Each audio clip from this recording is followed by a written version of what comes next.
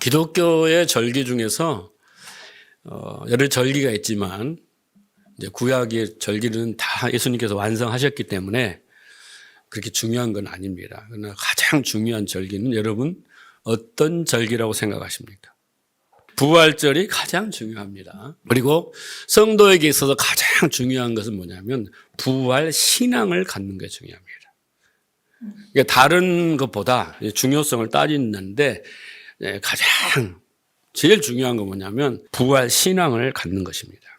예수님의 부활은 제가 과학적으로나 논리적으로나 설명을 할 수가 없어서 포기를 합니다. 이것은 하나님이 우리를 믿게 해 주셔야 믿을 수 있는 것이기 때문에 아니 죽었던 사람이 썩은 시체가 3일 만에 벌떡 일어났다는 것을 누가 믿겠습니까? 상식적으로 믿을 수가 없어요. 이것은 하나님이 택한 자들에게 주시는 믿음이라는 선물을 통해서 믿어지는 거예요. 그게 설명할 수가 없어요. 그래서 설명을 안 합니다. 그래서 의미만을 이야기하는 겁니다. 그래서 그렇게 3일 만에 예수님이 십자가에 죽으시고 3일 만에 부활하셨다. 그래서 그 부활절이 안식일이 토요일인데 그 다음 날이에요. 금요일 날 장사 되시고 금토일. 그래서 우리는 이 주일을 부활에, 그러니까 주일은 뭐냐면요. 안식일이 아니라 예수님의 부활을 기념하는 날이에요. 그만큼 기독교는 부활이 중요하고 부활 신앙이 중요하다. 그래서 우리는 이 부활절을 기념한다는 건 뭐냐면 이 부활절에 예수님의 부활의 의미를 잘 깨달아야 돼요. 그리고 그것을 우리의 마음에 새기고 기억하고 그다음에 그 부활의 그 의미를 우리에게 적용하며 살고 그리고 이제 1년 딱 됐잖아요. 내가 얼마나 부활 신앙을 가지고 부활의 열매를 맺고 살았는가를 확인하는 시간이에요. 그리고 이제 내일부터 또 1년 동안 기념하며 살고 또 1년 후에 또 기념하고 우리의 신앙의 성장과 열매를 확인하는 거예요. 그거 이제 기념하는 것입니다. 그래서 여러분 부활 신앙이라고 하는 것은 우리가 많이 그동안 공부하고 했지만은 예수님이 부활했다. 그 의미는 첫째는 뭐냐면요. 죄가 사해졌다. 왜? 죄의 값은 여러분 죽음이잖아요. 근데 죽음을 이기고 부활했다는 것은 죄가 없다. 사해졌다. 죄 없는 사람만 부활하는 거예요.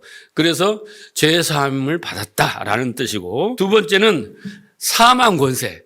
사람이 죽어서 계속 죽는 게 아니라 부활했다는 거 뭡니까? 사망을 이겼다. 이런 의미가 있고 그다음에 세 번째는 사단이 이 세상의 권세와 사망 권세를 잡고 있는 게 뭐냐면 사단이잖아요. 그 사단의 권세가 깨졌다. 이런 의미를 또 갖습니다. 그리고 중요한 거 뭐냐면 부활신앙의 중요한 것은 한 가지가 뭐냐면요. 우리도 몸의 부활을 한다. 그게 기독교가 몸의 부활을 합니다. 불교나 다른 교회는 이런 부활에 대해서 교리가 없어요. 내용도 없어요. 오직 유일하게 기독교만 하나님이 우리를 창조하시고 죄 때문에 죽었지만 다시 영생할 수 있도록 몸의 부활을 한단 말이에요. 몸의 부활. 몸의 부활을 합니다. 그럼 우리 나중에 천국에 가면 어떻게 했냐면 다 알아봐요. 지금 여기 다 알았는데 가갖고 누구세요? 난 모르겠는데요. 아니 효성동 우리 느란하게에서 만났잖아요. 여기 다 알아본단 말이에요. 그만큼 이 몸의 부활을 한다. 그리고 영원히 산다. 이게 부활 신앙의 뜻입니다. 그런데 그보다 더 중요한 것이 있습니다. 오늘 제가 설교하려고 하는 그 핵심은 주제는 뭐냐면 자, 우리가 이런 부활의 이론적인 의미를 다 알고 있는데 그것을 모아서 내가 그것을 믿는다고 한다면 그 사람은 반드시 부활을 믿는 그 실제가 삶 속에서 생각 속에서 행동 속에서 나타나야 된다는 거예요. 여러분 저 믿으세요? 그러면 제가 권사님 나 1,000만 원만 빌려주세요. 근데 안 줘. 그건 뭔 거예요? 믿는다고 입으로는 말해놓고 실제로는 안 믿어. 그런 결과가 안 나오는 거야. 근데 실제로 믿는다면 목사님 통장번호 알려주세요. 딱 들어오는 거야. 권사님 나를 100% 믿는 거예요. 이게 100% 믿는 거예요. 이해하시겠죠? 그래서 부활의 실제, 믿음의 실제가 행동으로 나타나야 돼. 말로, 삶으로, 행동으로 나타나요. 그 실제가 있어야 돼요. 그 실제가 오늘 본문이 말하고 있어요. 당신이 부활을, 예수 그리스도의 부활을 믿는다면 요렇게 되어야 된다라고 말하는 게 오늘 본문의 이야기입니다. 자, 오늘 본문에 보면은 이렇게 돼 있어요. 그러므로 우리가 그의 죽으심과 합하여 침례를 받음으로 그와 함께 죽었다, 장사되었다 이렇게 말하죠. 이는 아버지의 영광으로 말미암아 그리스도를 죽은 자 가운데서 살리신 같이 우리도 또한 새 생명 가운데 행하려 함이라. 이 5절을 보세요. 다 같이 한번 읽어봅시다. 만일 우리가 그의 죽으심과 같은 모양으로 연합한 자가 되었으면 또한 그의 부활과 같은 모양으로 연합한 자가 되리라. 잘 읽어봐야 돼요. 허투루 보면 안 됩니다. 여기에 보면 뭐뭐 같은 모양으로 이렇게 했잖아요. 그렇죠? 똑같은 게 아니라 비슷하게 이러는 거예요. 같은 의미로 이런 말이죠. 그리고 연합한 자, 연합이라는 단어가 많이 나와요. 같은 모양으로 연합한 자가 되었다며 이렇게 반복해요. 반복해서 강조를 하고 있어요. 그러니까 예수 그리스도와 같은 모양으로 죽고 같은 모양으로 살고 같은 죽음으로 연합이 되고 부활로 연합이 되고 이렇게 이야기를 하잖아요. 그러면 여러분 생각해 보세요. 내가 예수님과 같은 모양으로 죽어야 된다라는 말이 아니라 죽음에 연합해야 된다잖아요. 같은 모양으로 죽어야 된다는 거잖아요. 그런데 실제로 죽는 것이 아니라 예수 그리스도가 나를 위해서 죽었는데 그 죽음이 나의 죽음이 돼야 된다. 그 말은 뭔 말이야? 왜 나 때문에 죽어야 됐는지를 알아야 된다는 거예요. 그래야지 그 죽음의 의미가 가치 있고 나한테 어떻게 해요? 존중을 받고 존경을 받고 감사가 되는 거 아니겠습니까? 그런 것처럼 여기서는 죽는다는 것이, 부활한다는 것이 실제로 그런 게 아니라 죽음의 의미가 뭔지, 그 다음에 부활의 의미인가 깨닫고 그 죽음의 효력이, 그 부활의 효력이 나에게 실제로 나타나야 된다는 것이 오늘 지금 5절의 이야기인 거예요.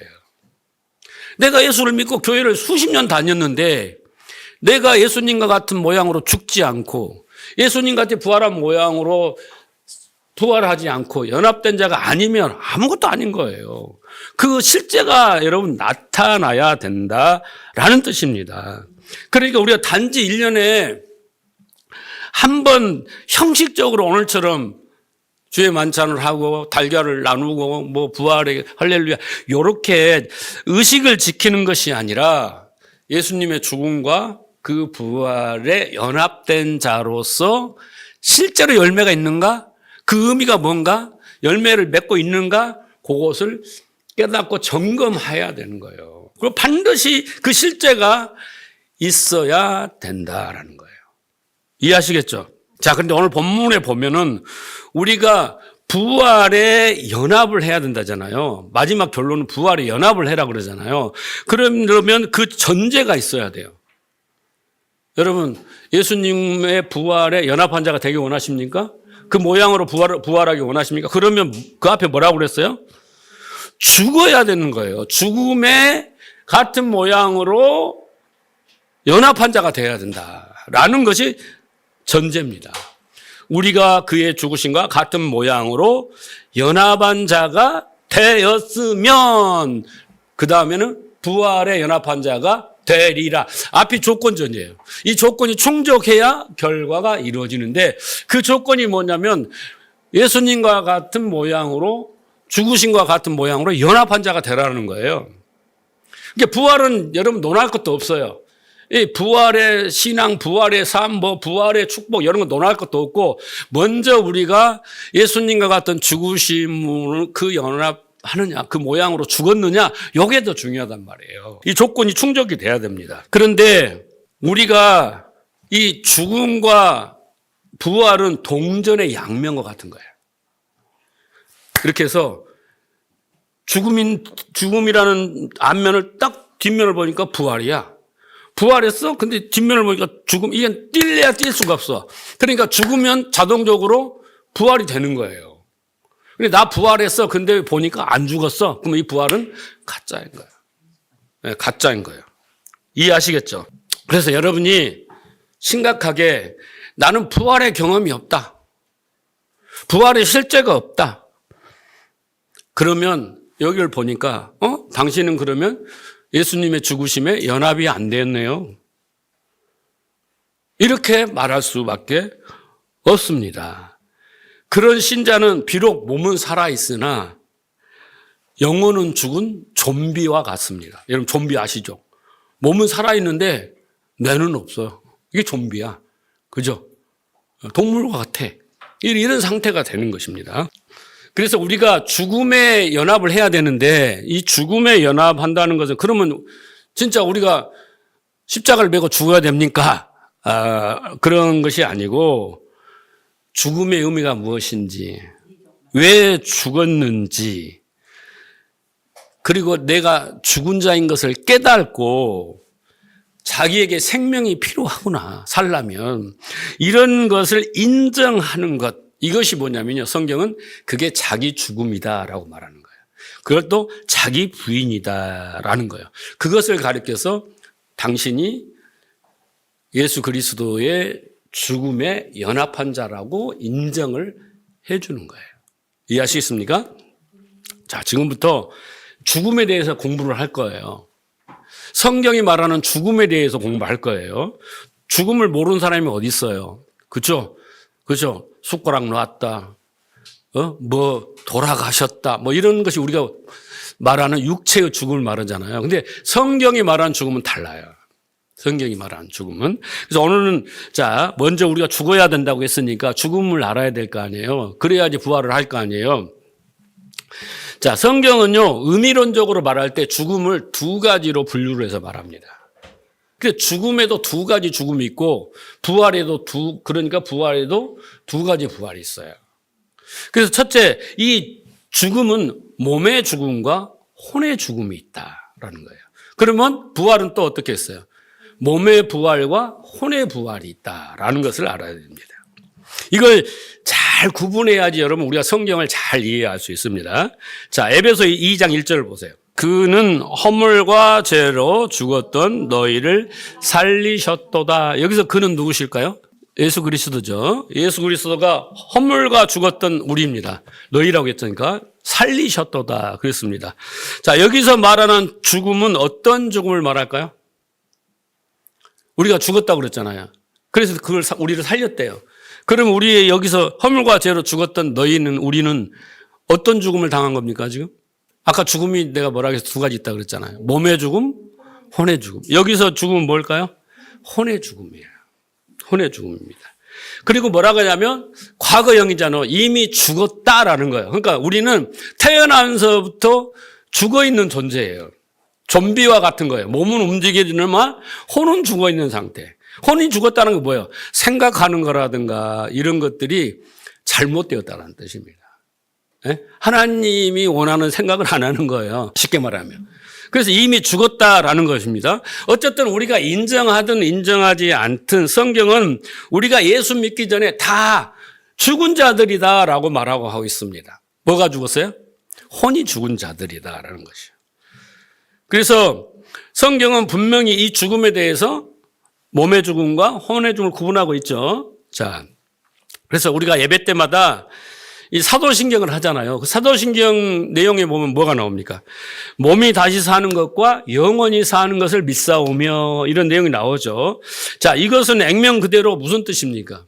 예수님이 재림할 때 우리의 죽은 몸이 어떻게 한다고요? 몸이 다시 산다 그랬잖아요. 몸의 부활을 하는 거예요. 그렇죠? 육체의 부활을 말하는 겁니다. 그래서 죽은 육체의 몸이 부활하여 영원히 산다라는 고백이야. 그렇죠? 그래서 몸이 다시 사는 것과 영원히 사는 것을 믿사오며 라는 것은 이게 뭡니까? 몸의 부활. 그죠? 영원히 사는 몸의 부활을 말합니다. 그래서 이 고백은 육체의 죽음, 그죠? 몸의 죽음을 전제로 고백하고 있는 겁니다. 자, 그러면 고린도서 15장 12절을 보겠습니다. 그리스도께서 죽은 자 가운데서 다시 살아나셨다 전파되었거늘 너희 중에는 어떤 사람들이 어찌하여 죽은 자 가운데서 부활이 없다 하느냐? 만일 죽은 자의 부활이 없으면 그리스도는 다시 살아나지 못하였으리라. 그리스도께서 만일 다시 살아나지 못했으면 우리가 전파하는 것도 헛것이요 또 모든 믿음도 헛것이다. 그래서 기독교는 부활을 빼버리면 기독교가 아닌 거예요.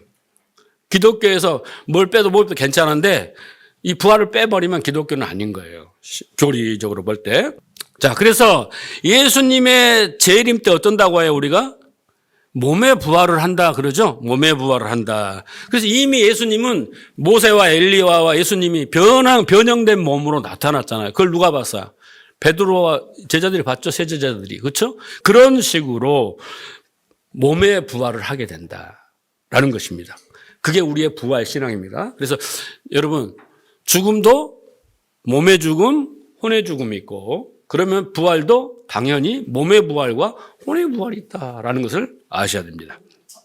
자, 그런데 우리에게는 중요한 것은 이 땅에서가 중요해요. 이 땅에. 천국 가면 우리는 다 할렐루야예요.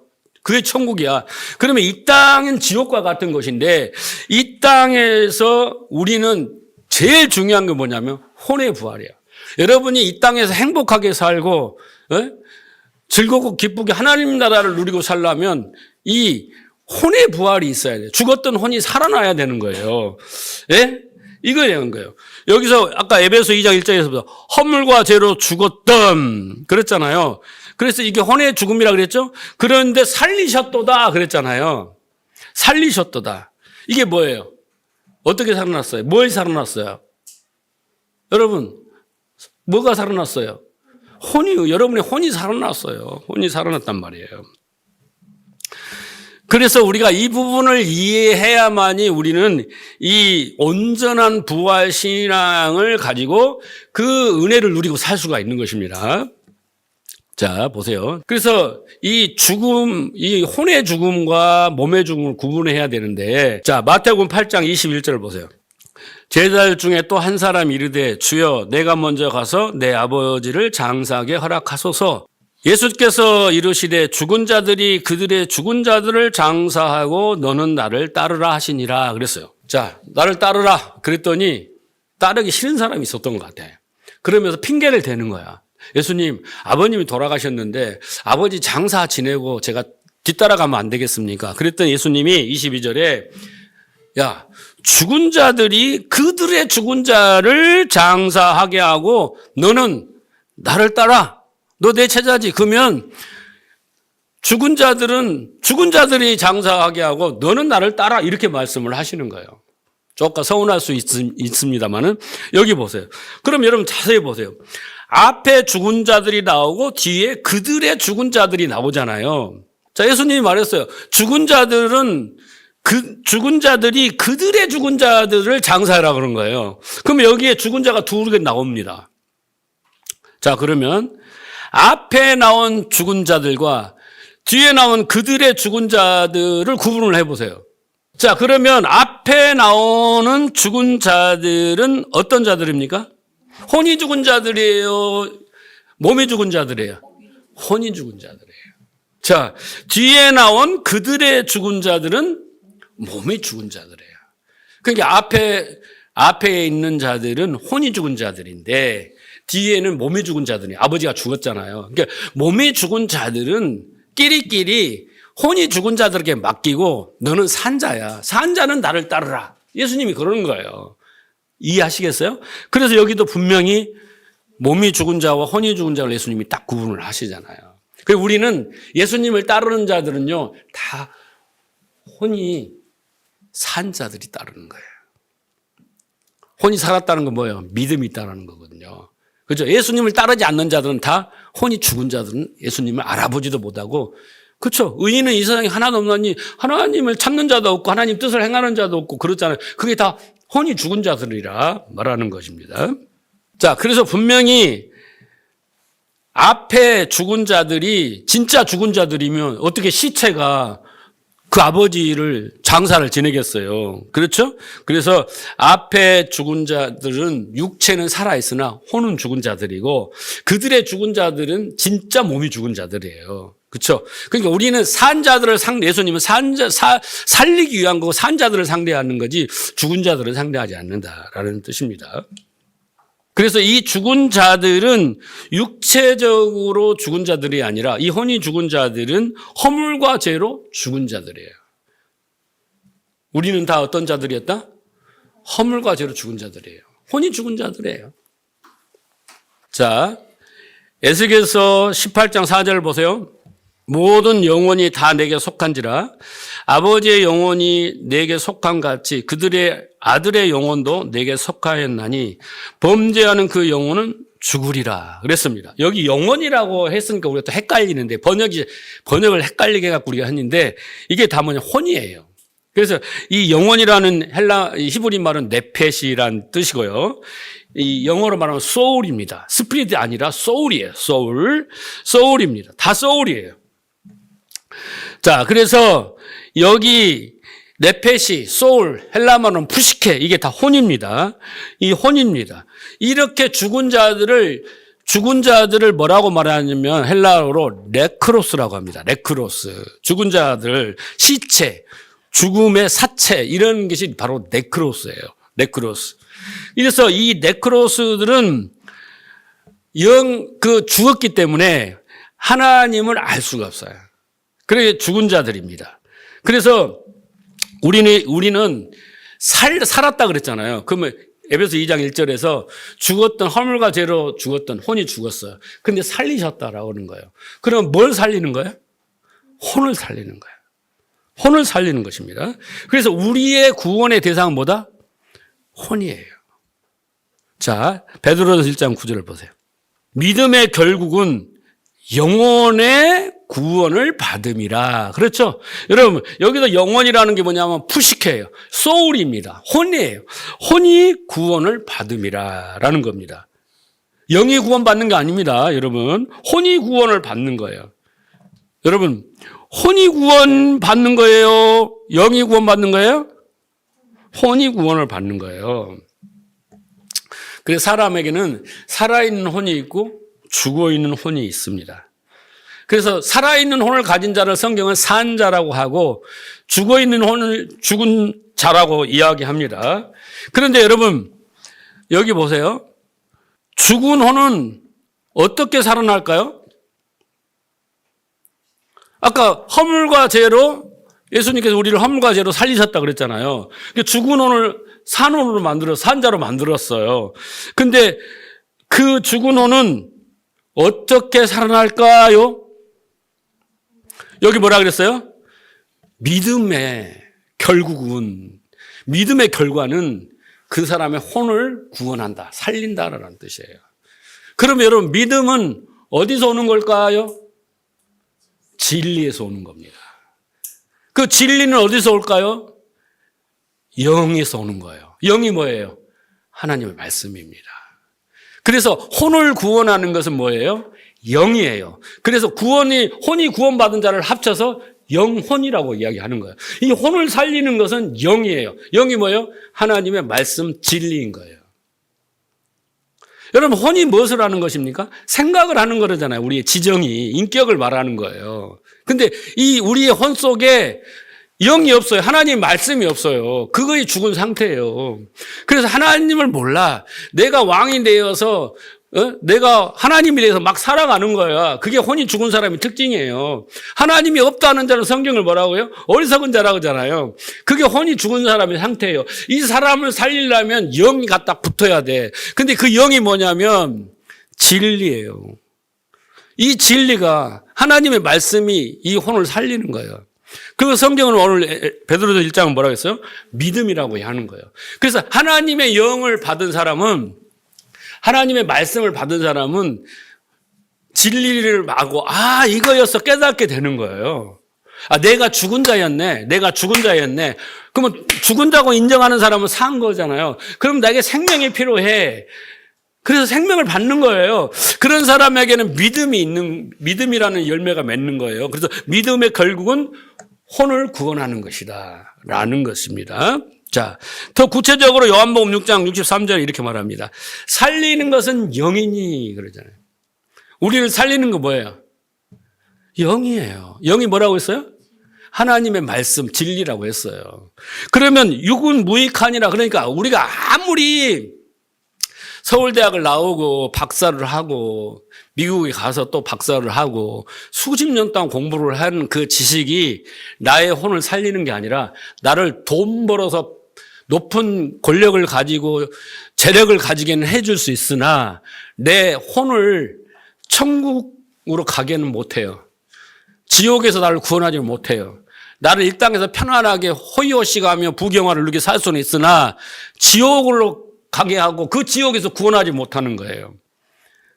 그 말입니다.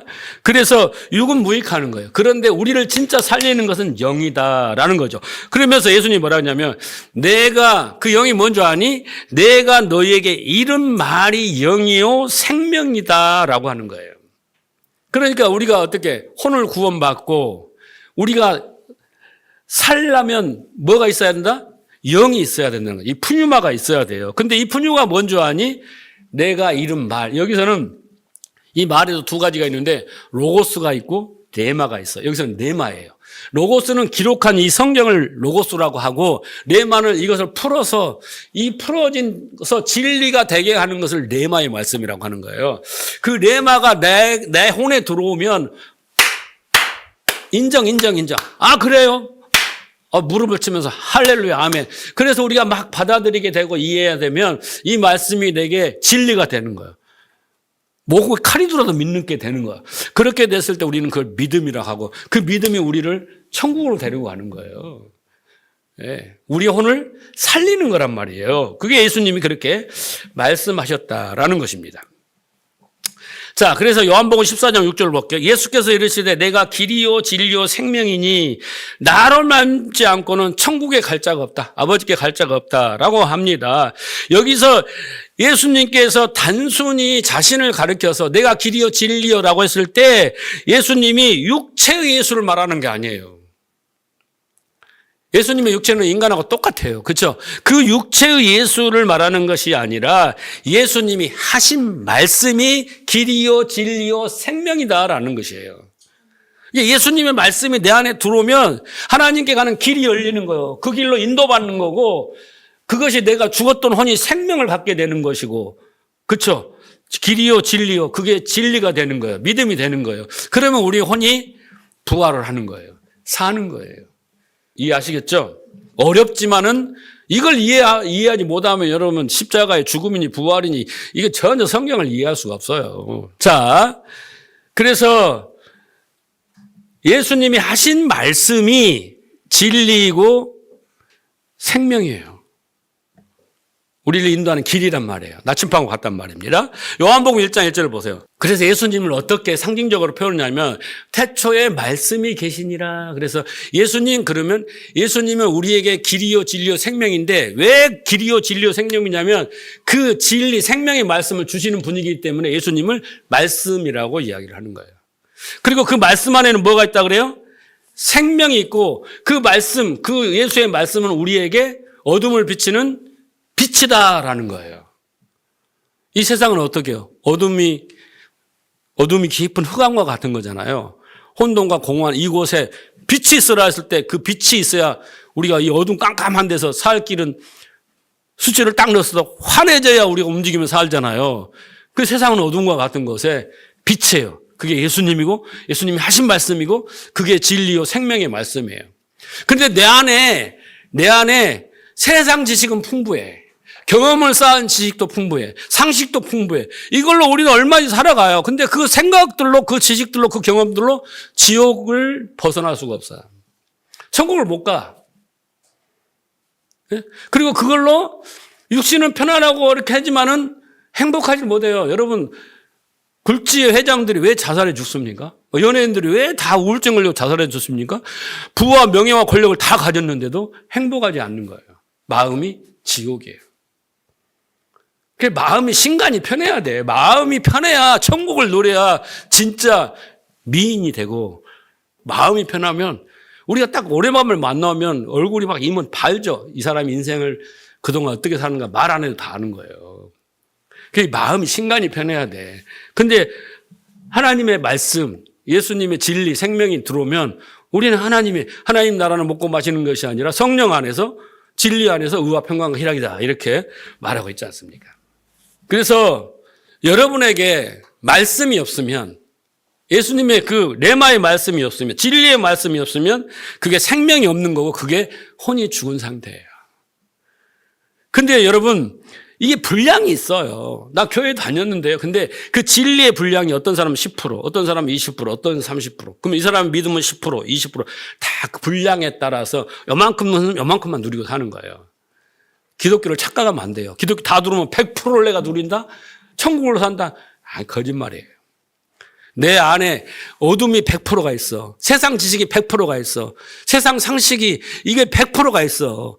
그런데 진리가 10% 들어오면 이 90%는 세상 지식이고 10%는 하나님의 말씀이면 이 10%가 90%를 힘들어. 그래서 우리가 계속 예배를 드리면서 말씀을 들어야 이 흙탕물이 점점 빠지면서 샘물이 들어와서 맑은 물이 돼야 하나님 나라가 누려진 것처럼 그래서 우리가 예배 드리고 말씀을 듣는 거예요. 심각하죠? 심각한 거예요, 여러분.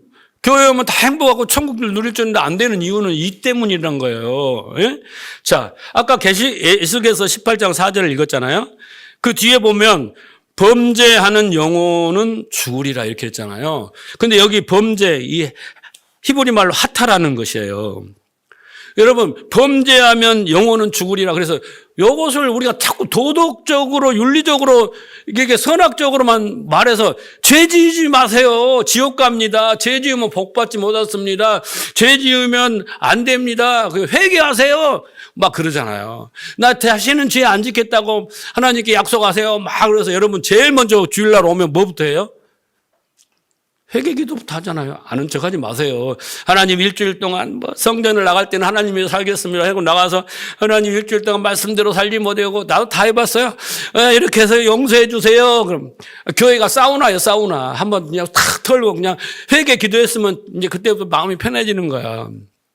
근데 여기에서 여러분 이 범죄라는 게 뭐냐면요. 이게 하타라는 말은 뭐냐면 이 궁술에서 나오는 단어예요. 그런 말은 뭐냐면 관역의 정중앙에서 벗어났다가 이게 하타예요. 우리는 법을 어겼다가 죄잖아요. 근데 성경이 말하는 죄는 뭐냐면 그 관역의 정중앙에서 빗나간 것을 죄라고 말해요. 그러면 이 관역의 정중앙은 뭐냐면요. 하나님의 말씀이에요. 하나님의 뜻이란 말이에요. 진리예요. 그러니까 이 하나님의 말씀, 이 생명과도 말씀, 진리에서 벗어난 것을 성경은 뭐라고 하냐면 죄라고 범죄라고 하는 거예요.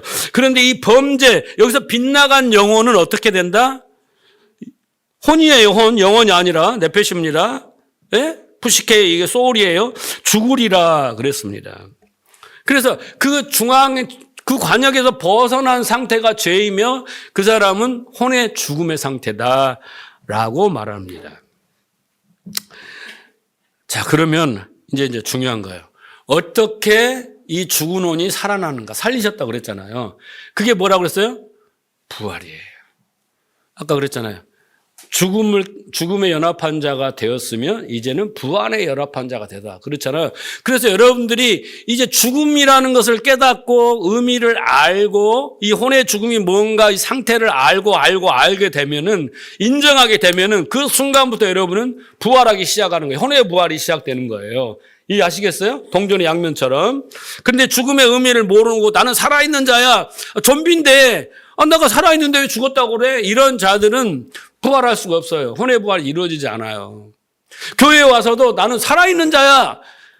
그러잖아요. 누가복음 16장에 보면 하나님 나는 살아있어요. 그러면서 나는 토색 불이 간음 안 하고 저 세리처럼 남의 돈도 빼앗지 않고 나는 얼마나 열심히 하나님 예배하고 했는지 이게 근데 하나님은 그를 어떻게 해요? 죽은 자라고 이야기하잖아요. 산 자라고 이야기 안 해요. 오히려 세리처럼 가슴을 치며 하늘을 우러러지 못하고 내가 죄인으로서이다 라고 말한 자가 의인 살아있는 자라고 이야기를 한단 말이에요. 여기서부터 잘 들어야 돼요. 여기서부터 진짜 잘 들어야 됩니다. 어떻게 혼이 죽은 자들을 하나님은 산 자로 만드시는가라는 거예요. 네? 어떻게 만드시는가? 아까 예수님이 내가 이런 말이 살린다 그랬고 또 어둠에 대한 빛이라고 이렇게 말씀을 하셨잖아요. 자, 어떻게 하는지 보십니다. 우리가 성경의 본문을 보면요. 이렇게 되어 있어요. 자, 로마서 1장 4절을 보십시오. 성결의 영으로는 죽은 자 가운데서 부활하사 능력으로 하나님의 아들을 선포되셨으니 우리 주 예수 그리스도니라 라고 말합니다. 여기 보세요. 여기 보시면 예수님이 죽었다가 살아났다. 우리는 이렇게 생각하고 있어요. 부활을. 육체적으로 죽었다가 살아났다 이렇게 생각하고 있어요. 그것도 성경의 본문에 이렇게 그 이야기를 합니다. 그런데 오늘 방금 읽은 로마서 1장 4절을 집중해 보세요. 이 중요한 말씀입니다. 성결의 영으로는 죽은 자 가운데서 부활하사 능력으로 하나님의 아들로 선포되셨으니 우리 주 예수 그리스도다 그랬습니다. 여기 예수님이 죽은 자 가운데서 부활하셨는데 어떻게 부활하셨습니까? 예수님이 죽은 자 가운데서 부활을 했대요. 그런데 어떻게 부활하셨어요? 무엇으로? 성결의 영으로 부활했단 말이에요. 여기 이걸 잘 알아야 돼요, 여러분. 예수님은 죽은 자 가운데서 부활했어요. 여기서는 이 죽은 자는 누구예요? 혼이 죽은 자들이에요. 누구예요? 우리예요, 우리. 우리 가운데 예수님이 부활했는데 어떻게 부활해요? 성결의 영으로 부활을 하시는 거예요. 이해하시겠어요? 우리가 그냥 우리가 살아나는 게 아니에요. 예수님이 성결의 영으로 우리 안에서 부활을 해야지 우리가 부활을 하는 거란 말이에요. 이 혼이 부활을 하는 거란 말이에요. 그러면 성결의 영은 뭡니까? 성결이란 거 뭐예요? 여기서 보면 푸뉴마예요. 거룩한 영, 거룩한 말씀, 진리예요. 영이 뭐라 그랬어요? 말씀이라고 했잖아요. 거룩한 말씀, 진리의 말씀으로 죽은 자들 가운데서 부활하는 거예요. 이 부활이란 단어도 여기 아나부타스타스는 회복하다, 다시 일어서다라는 것입니다. 그런 뜻이에요. 아까도 로마서 6장 4절에 뭐라고 했습니까? 그리스도를 죽은 자 가운데서 살렸다 그랬잖아요. 죽은 자 가운데서 살렸다 그랬잖아요.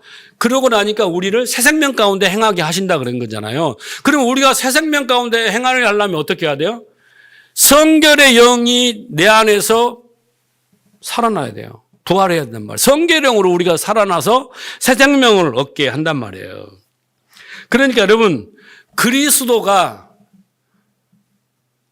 그 성결의 영이 어디서 부활했어요? 죽은 자 가운데래요. 예크, 네크로스. 죽은 자 가운데서 부활을 해야 돼요. 죽은 자 가운데서. 여기에 비밀이 담겨 있습니다.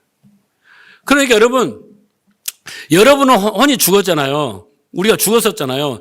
그런데 그 성결의 영으로 그걸 이제 우리는 그리스도라고 하잖아요. 예수는 육체를 말하고 그리스도는 부활을 말하니까. 그래서 그 성결의 영이 내 안에서 부활을 해야 돼요. 그래야만이 어떻게 했어요? 우리가 살아나는 거예요. 살아나는 것입니다. 우리는 네크로스예요. 죽은 자예요. 시체와 같은, 좀비와 같은 자들이었단 말이에요. 혼이 죽은 상태였어요. 근데 하나님의 선물로 그리스도의 영, 이 성결의 영을 갖게 되면 우리는 어떻게 한다? 혼의 부활이 이루어지는 겁니다. 그러면 우리가 혼의 부활이 이루어지면서 새 생명을 얻게 되는 거예요. 새 생명 가운데 행하게 되는 것입니다. 그러한 자들을 산자라고 하는 거예요. 그러한 자들을 산자라고 하는 겁니다. 자, 그래서 요한복음 11장 25절을 보세요. 예수께서 이르시되 나는 부활이요 생명이니 나를 믿는 자는 죽어도 살겠고 무릇 살아서 나를 믿는 자는 영원히 죽지 아니하리니 이것을 내가 믿느냐라는 거예요. 그러니까 나를 믿는 자는 어떻게 해요? 죽어도 살고 살아서 나를 믿는 자는 영원히 죽지 않는 거예요. 무슨 말인지 아시겠죠? 그러면 예를 내가 들어드릴게요. 자, 혼이 부활했다. 오늘 좀 어려운 말이지만은 성결의 영으로 그리스도가 내 안에서 부활했다. 그렇게 되면 어떻게 되는가? 그 실제를 이제 설명을 해드릴게요. 실제. 자, 몇 가지 예를 실제를 들어볼게요. 자, 누가복음 24장 32절 보세요. 그들이 서로 말하되 길에서 우리가 말씀하시고 우리에게 성경을 풀어주실 때 우리 속에서 마음이 뜨겁지 아니하냐. 이게 뭐예요? 예수님이 십자가에 죽으시니까 제자들이 다 뿔뿔이 도망가고 흩어졌죠. 엠마오로 두고 가는 제자들이 이제 예루살렘에서 엠마오로 고향으로 가고 있는데 3일길이 됐어요. 그 사이 예수님이 부활해가지고 그 제자를 찾아오셔요. 그런데 그 제자들이 예수님을 알아보지 못해요. 예? 첫째, 예수님은 마가복음에 보면 다른 모양으로 나타났기 때문에 막달라 마리아도 예수님을 보고 랍비여, 동산지기여 이렇게 보는 거예요. 그러니까 여러분 이건 다 상징적인 의미예요. 부활의 주님은 우리가 육안으로 절대 볼 수가 없어요. 그죠? 그런 의미예요. 그런데 볼 수 없는데 예수님이 말씀을 풀어줘요. 시편 말씀, 구약의 말씀, 선지서의 말씀, 모세오경의 말씀을 풀어주니까 제자들의 가슴이 뜨거워져요. 예수님이 어떤 모습으로 그게 중요한 게 아니야. 지금 성경은 예수님이 그 구약의 말씀을 성결의 영을 그 안에서 부활을 시키는 거예요. 그랬더니 그들이 그 의미를 다 아니까 혼이 살아난 거예요.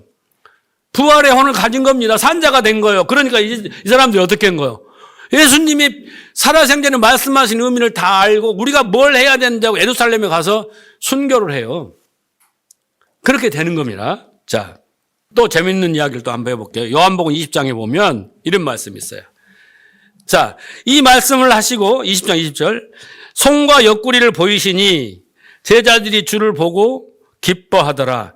12제자 중 하나로서 디두모라라는 불리는 도마는 예수께서 오셨을 때 함께 있지 아니한지라 다른 제자들이 그에게 이르되 우리가 주를 보았노라 하니 도마가 이르되 내가 그의 손 못자국을 보며 내 손가락을 그 못자국에 넣으며 내 손을 그 옆구리에 넣어보지 않고는 믿지 아니하겠노라 하니라. 26절 여드레가 지나서 이제 그러고 나서 여드레가 지났어요. 그 여드레가 지나서 제자들이 다시 집안에 있을 때 도마도 그때는 함께 있었고 문이 닫혔는데 예수님이 벽을 통과해서 딱 들어오신 거예요.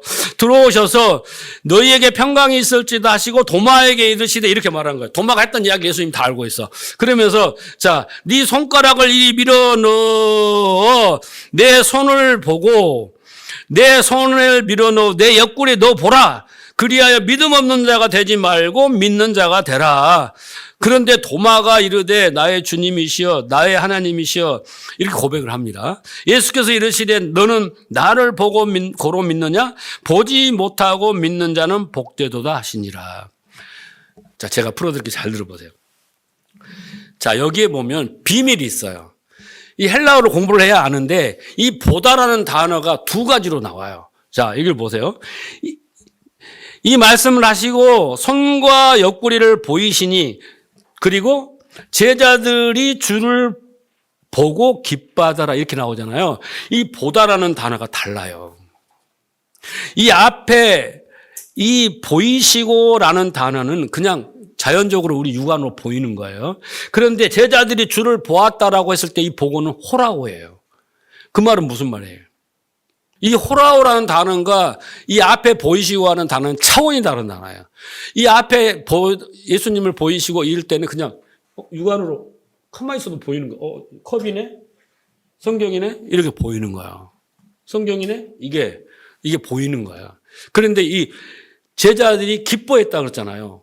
왜 기뻐했냐면 이 예수님을 보고 기뻐했는데 이 보고라는 단어가 호라오라는 헬라어인데 이 속의 내용을 다 봐버린 거예요. 그래서 기뻐하는 거예요. 이게 그래서 호라온 거예요. 이해하시겠죠? 보다라는 단어가 달라요. 자, 보세요. 자, 25절 보세요. 다른 제자들이 그에게 이르되 우리가 주를 보았노라 했을 때 이 호라고예요. 그러니까 제자들은 부활의 주님을 만났는데 육신의 눈으로 본 게 아니라 그 부활의 역사와 의미와 주님의 모든 것을 호라오, 그 의미를 다 깨달아 버렸어요. 그 혼이 진리를 가져버렸어요. 그 의미를 다 알아버렸어요. 그래서 기뻐한 거예요. 그래서 제자들은 호라오를 했어요. 근데 도마에게 이르되 이렇게 봤어요. 도마가 이르되 보세요. 25절. 우리는 호라호했다 해서 이제 뭔가 변화가 일어나 버렸어. 이미 이 사람들은. 그런데 변화가 일어나지 않는 사람은 누구냐면 도마예요. 근데 도마가 뭐라고 하는가? 25절에. 도마가 이르되 내가 그의 손에 못자국을 내가 에이도. 이 보며 에이도는 뭐예요? 눈으로 육안으로 확인하겠다. 이게 에이도예요. 보다라는 단어가 헬라어로 에이도예요. 내가 이거 확인해 볼 거야. 이렇게 했단 말이에요. 내 손가락 그 못자국에 넣으며 그 옆구리에 넣어보지 않고는 절대 내가 안 믿을게. 딱 이렇게 해버린 거예요. 그러고 나서 여드레가 지났어. 26절. 여드레가 지나서 다시 집에 모였을 때 도마도 함께 있었고 문이 닫혔는데 예수님이 문도 열지 않고 통과해서 들어왔습니다. 그러면서 예수님이 뭐라고 하냐면 도마한테 야, 네 나한테 뭐라고 그랬어? 뭐 네가 손가락에 찔러보고 옆구리 넣어본다고? 그렇게 해봐. 이렇게 하신 거예요 지금. 내가 손을 이리 내밀어 보고 여기도 에이도입니다. 에이도요. 육안으로 확인해보라는 거예요. 내 손을 내밀어 옆구리를 넣어보라. 그런데 그리하여 믿음 없는 자가 되지 말고. 그렇게 하는 건 어떤 거예요? 믿음이 없는 거예요. 혼이 죽은 상태입니다 여러분. 그리고 믿는 자가 되지 말고 믿는 자가 되라. 그 도마가 그 순간에 손가락을 넣어보고 옆구리를 넣어봤냐? 안 넣어봤냐? 넣어봤을 것 같아요? 안 넣어봤을 것 같아요? 안 넣어봤어요. 그러면서 예수님이 뭐라고 하냐면 도마가 28절에 이렇게 고백해요. 이 도마의 고백은요, 베드로는 뭐라고 했어요? 예수님한테? 주는 그리스도시요 살아계신 하나님의 아들이시기 천국문의 열쇠를 받잖아요? 마태복음 16장 1절에. 근데 이 도마의 이 고백도 나의 주님이시오, 나의 하느님이시오라는 고백은 더 위대한 고백이에요. 그 예수 그리스도가 아니라 하나님이라고 고백해버려요. 그런데 여러분, 예수님이 베드로에게 뭐라고 그랬어요? 네가 이렇게 고백한 거 왜? 하늘에 계신 아버지께서 너에게 알려줬다고 그랬잖아요. 그렇죠? 그런 고백인 거예요. 그런 깨달음인 거예요. 마찬가지로 예수님이 야, 네가 그렇게 원하면 손가락 넣어보고 옆구리 넣어봐. 라고 말해서 그렇게 믿음 없는 자가 되지 말고 믿는 자가 되면서 예수님이 그 순간 그에게 뭘 줬어요? 호라호를 하신 거예요. 그 혼을 살리신 거예요. 그 사이에. 그랬더니 도마가 어떻게 해요? 나의 주님이시오? 나의 하나님이시라고 고백해버린 거예요. 네. 자, 29절 보세요. 예수께서 이르시되 너는 나를 호라오 한 걸로 믿느냐? 의문문이 아니에요. 이거 의문문으로 되어 있지만 너는 나를 호라오해서 믿었다라는 거예요. 그럼 호라오를 누가 시켜준 거예요? 예수님이 시켜준 거예요. 그 다음에 보지도 못하고 에이도입니다. 육안으로 보지도 못하고 보지 못하고 믿는 자들은 복되다. 그러니까 육안으로 확인하지 않고 호라오해서 아는 자들이 복되도다라는 거예요. 아까 뭐라고 했습니까? 허물과 죽은 우리를 살리셨는데 어떻게 생겼어요? 죽은 자 가운데 성결행으로 우리를 살린 거잖아요. 그죠? 그래서 예수님이 육안으로 확인하고 믿는 것보다는 확인하지 않고 호라오 깨달음을 통해서 확신을 갖고 믿음을 갖는 자들이 더 복이 있다. 그러면서 누구를 그렇게 해준 거예요? 제자들과 도마를 그렇게 해준 거예요. 그게 뭐예요? 부활이에요. 혼의 부활이 된 겁니다. 네? 성결의 영으로, 진리의 말씀으로 그렇게 우리가 대해야 된다는 거예요. 그걸 예수님이 보여주고 있습니다. A도 하지 않고 육안으로 확인해서 그렇게 믿는 자는 복이 없어요. 여러분, 에이도라는 단어에서 파생된 단어가 에이돌론이라는 단어예요. 그게 뭐냐? 우상이라는 뜻이에요, 여러분. 여러분, 우상은 뭡니까? 눈에 보이는 것을 섬기고 쫓는 것이 바로 우상이에요. 눈에 보이는 거. 여러분, 예수가 밖에 보이면요, 그게 우상이 되고, 예수가 내 안에 있으면 내가 혼이 사는 거예요. 예수가 내 안에 있다는 것은 예수의 말씀이, 진리가, 레마가 내 안에 있다는 거거든요. 밖에 있는 예수를 섬기면 우상을 섬기는 거예요. 그래서 자꾸 정성과 지성으로 비난해가지고 예수님 능력 많으니까 나를 도와주세요. 아니에요. 내 말이 너희 안에 거하면 무엇인지 구하라 그러잖아요. 예수님 말이 내 안에 거하지도 않은데 가서 비난이다 백날 해봐야 뭐가 이루어지겠어요. 그렇죠? 내 안에 진리, 생명, 말씀이 있어요. 이 호라오가 되어야면 그 사람 혼이 살아나. 그러면 아버지 마음과 뜻을 내가 다 알아. 그러면 구하면 하나님이 다 응답하겠다. 요한복음 15장 7절 말씀이잖아요. 그러니까 여러분, 우리가 어떻게 해야 돼? 죽은 자와 같이, 예수님과 같이 죽음에 연합하는 것이 중요해요. 우리가 죽었다. 우리 혼이 죽었다. 우리에게 진리가 없다. 우리에게 생명이 없다. 어떻게 할까요? 어찌할꼬. 이렇게 깨달음에 이르러야 되는 거예요, 우리가. 그래야지 동전의 양면처럼 우리가 부활의 혼을 갖게 되는 겁니다. 자, 또 한 가지 예를 들어볼게요. 우리가 자꾸 의심을 하니까 내가 성경적으로 증명을 해. 그래서 설교가 자꾸 길어지는 거야. 자, 고린도서 15장 3절 보세요. 바울이 우리에게 본인이고 최고의 마지막의 증인이거든요. 자, 15장 3절 고린도전서. 내가 받은 것을 먼저 너에게 전하노니 이는 성경대로 그리스도께서 우리를 죄를 위하여 죽으시고 장사 지낸 바 되셨다가 성경대로 사흘 만에 살아나사, 자 보세요, 게바에게 보이시고, 이게 뭐 호라옵니다. 에이도가 아닙니다, 여러분. 육으로 이렇게 보여주는 의미가 아니라 게바에게 보였다라는 것은 게바의 혼을 살려줬다라는 이야기입니다. 게바의 혼이 부활했다라는 거예요. 게바가 누구예요? 베드로예요. 자, 그리고 12 제자에게와 그 500 형제에게 일시에 보이셨나니, 이게 호라옵니다. 에이도가 아니에요. 그들은 예수님의 부활의 그 현상이 중요한 게 아니라 그 의미와 진리를 다 깨달은 거예요. 자, 그 중에 지금까지 대다수의 사람은 살아있고, 바울이 지금 이걸 쓴 데가 AD 60년입니다. 60년대에 살아있고, 어떤 사람은 잠들었으나, 그 후에 야고보에게 보이시고, 이거 호라옵니다. 에이도가 아니에요. 야고보에게 보이시고, 그 후에 모든 사도에게와, 이제 8절이 제일 중요한 거예요. 맨 나중에 만삭되지 못한 자 같은, 자기를 겸손하게 지금 말하고 있죠. 내게도 보이셨느니라. 이게 뭐냐면 호라오예요. 여러분, 바울이 예수님을 살아생전에 봤습니까? 부활의 주님이 나와서 봤습니까? 에이도 하지 않았습니다. 절대 에이도 하지 않았습니다. 근데 바울은 자기가 호라고 했다고 이야기합니다. 봤다고 해요. 예수님이 자기에게 보이셨다. 그러면 바울이 예수님을 봤다라는 것에 가장 근접한 내용은 뭐냐면, 다메섹 도상에서 음성을 듣는 일밖에 없어요. 다메섹 도에서 예수 믿는 자를 잡아 죽이려고 막 달려가다가 빛으로 오신 예수님을 보고 꼬꾸라졌어요. 그러니까 눈이 멀었어요. 그런데 뭔 음성이 들렸는데 다른 사람은 소리가 들리는데 뭔 소리인지 모르는데, 바울은 사울아 사울아 주여 누시니까 네가 핍박하는 예수라, 이 말씀을 들었다는 거예요. 그런데 그것을 바울은 호라오했다. 나는 예수님을 보았다라고 하는 거예요. 그러니까 여러분, 예수님을 에이도한 것이 아니라, 육신의 예수를 본 게 아니라 부활의 예수를 호라오했다라는 것은 그 혼이 예수님의 성결의 영으로 살렸다라는 거예요.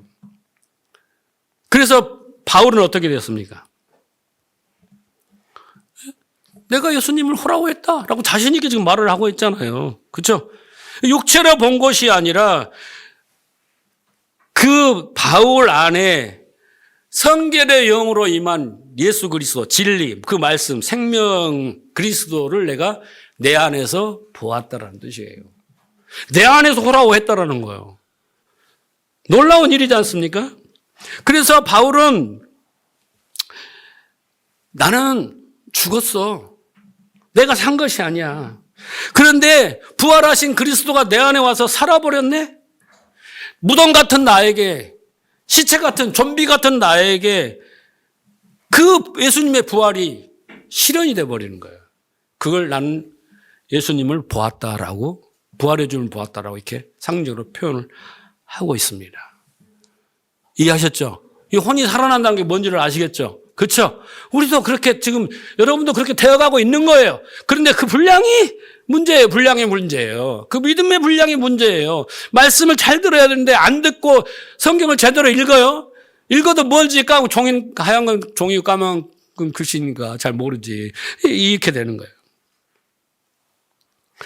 그래서 내 안에서 그리스도의 부활을 호라오 목격하는 자가 산 자예요.